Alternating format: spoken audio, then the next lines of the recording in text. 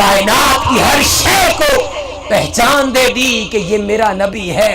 بابل کو بھی پتا تھا کہ یہ اللہ کا برگزیدہ پیغمبر ہے، درختوں کو بھی معلوم تھا کہ یہ اللہ کا محبوب ہے، اور پتھروں کو بھی معلوم تھا کہ یہ اللہ کا برگزیدہ پیغمبر اور نبی ہے۔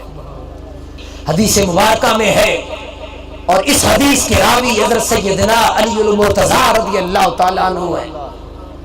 آپ فرماتے ہیں کہ ایک روز میں تاجدار کائنات صلی اللہ علیہ وسلم کے ساتھ مکہ میں تھے۔ ہم مکہ سے باہر آئے۔ اب باہر جب آئے تو راستے میں پہاڑ بھی تھے، درخت بھی تھے، پتھر تھے، شجر و حجر تھے، لیکن خدا کی عزت کی قسم میں کیا دیکھتا ہوں کہ حضور جس پتھر کے پاس سے بھی گزرتے وہ با آواز بلند کہتا السلام علیکم یا رسول اللہ۔